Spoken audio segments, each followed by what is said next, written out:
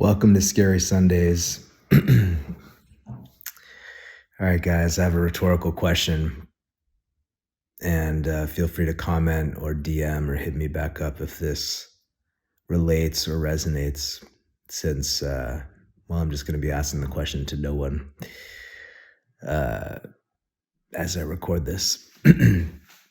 Have you ever set a goal for yourself, or set an intention for yourself, or set a purpose for yourself, and you felt really clear on it? You felt like, okay, this is the thing for me. This is the thing that I need to focus on. This is it feels right. Like it feels in alignment. It feels in accord. And then maybe you go on social media, or you talk to a friend, or you see something, or you watch a movie, or you read a book, or you listen to a song, listen to music. Something happens. You have some sort of input from the outside world, right? And then all of a sudden, you start having all these other ideas. And that goal that felt so clear and felt so personally in alignment with you, and specifically your personality and where you are right now in your life, starts to get diluted, starts to get less and less clear. And you start to think, well, that person's doing that. That seems kind of cool. Or, oh, this person over here is doing this kind of slightly different version of what I'm doing.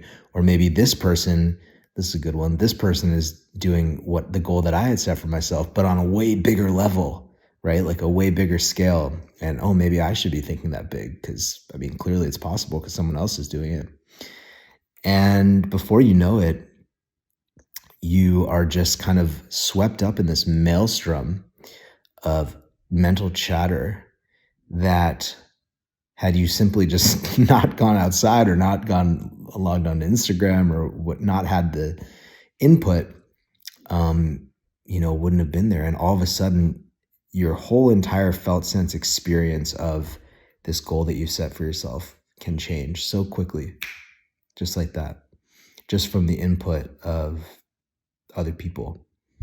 And I experience this a lot, specifically from Instagram, specifically from, seeing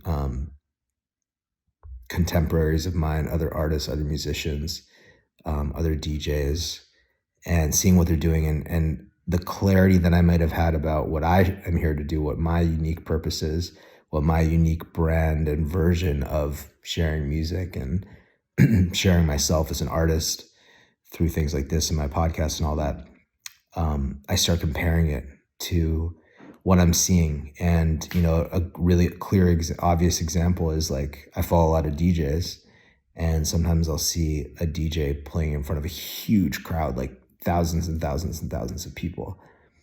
And then maybe this actually happened to me this past week. I recorded a new podcast episode for the Sacred Giggle, which is going to be coming out next week. And I was feeling so good about it. Like, it was such a good conversation. I was feeling great about it. And then I got on Instagram, and I see this video or post of a pretty famous DJ playing to like thousands and thousands of people. And I started having these thoughts like, oh, why am I doing a podcast? I should be focusing on music. Like, why am I diluting my efforts into all these different things? I should just be like, look how cool that looks. I want that. I want to get that. And before I know it, this other person's reality, of which the truth is I know very little, almost nothing about, has completely hijacked my sense of purpose, my sense of direction, and my ability to set clear goals for myself, and my ability to listen to this intuitive voice within myself.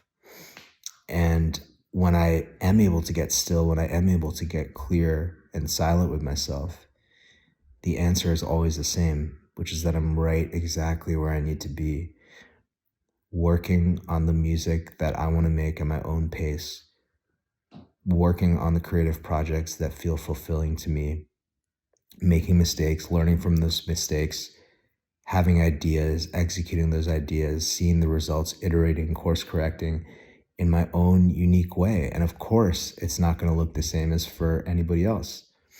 And the ability, I think, to really truly be able to stay in your lane, like that's a meme that we see a lot, but I think the ability to really truly in your body stay in your lane while still not disconnecting from the world, without needing to, and I've been guilty of this, without needing to take an Instagram break or anything like that, because the fact of the matter is, Instagram and social media are important, especially for people that are trying to build something that is dependent on attention to a certain degree, that's levering attention, whether you're a musical artist or a coach or whatever it is that you're doing.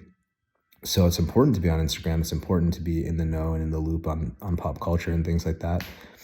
But the ability to stay really rooted and grounded and strong and clear about what your purpose is, what the best use of your time is, what the best use of your day is truly a superpower, because it's so easy to lose track of that voice, that intuitive voice within you, within each of us, that's letting us know this is in accordance with what I'm here to do. This is in alignment. This is not. Because we just have such a habit pattern of comparing ourselves, and many of these social platforms are sort of set up in a way to encourage that. So just something that I've been reflecting on this week as I've been working really hard on my own stuff, and then, seeing how quickly the feeling of feeling proud of myself or feeling like, oh, I'm really clear and on my path can change to comparison and this like anxious feeling like, oh my God, look at this person. They're so successful in this thing, or why am I not doing that? And just becoming more curious and aware about the way that mechanism works, the way that it works. And it's a work in progress for me for sure, but the two ways that I'm sort of trying to work with this very real phenomenon, one is to just allow myself the compassion and the grace to understand that deep down, the reason I'm even feeling that is because there's something inside of me that really does want to make a big impact on the world. Like, yes, part of it is my ego, like wanting the validation, but also a part of it is like a healthy level of being inspired by people that are doing things on a huge scale, whether it's like someone playing to millions of people or whatever it is, insert your version of that. But when you feel that emotion of comparison or like starting to get clear or doubting your direction, take that as an opportunity to pat yourself on the back for the ambition that you have, for the intention that you have, for the desire that you have to make a big difference in the world. And really use that as a way to congratulate yourself. And that will alchemize it from a shame-inducing experience to a self-love inducing experience, which will just make you better at your work, your art, whatever it is. And the other thing that I'm trying to do to work on this in myself is to just practice sitting with myself in silence. It doesn't have to be formal meditation. I mean, obviously that's an option, but just taking the time to cut out all of the stimuli from the outside world, all the sensory stimuli, and really taking a moment to sit deeply within oneself and just allow yourself to be with yourself. Allow yourself to deeply inquire, to deeply ask your body, what do you need from me to feel more safe, to feel more whole, to feel more happy? To deeply ask your heart what your heart needs from you to feel more safe, to feel more whole, to feel more happy. And how you can be of service in a way that's most fulfilling to you. And taking the time to sit with yourself, whether it's 10 minutes a day, 20 minutes a day, and just ask those questions to yourself can be a really transformative practice, can really help you stay home in yourself. And you'll start to notice that it's working. When you start having the awareness, and it's not just blindsiding you, like you log on Instagram, you start feeling that comparison, but you're noticing it now. And that's a great sign. And the second way that you'll notice that it's working is you're just hooked less. You're thrown about left and right less by things. Another example of this is like getting FOMO when someone asks you to go out. Like you're just like, nah, I don't need to. It's like I'm clear about what I'm doing and who I am and where I'm at in my journey. And you just have less of that comparison FOMO feeling. It starts to subside.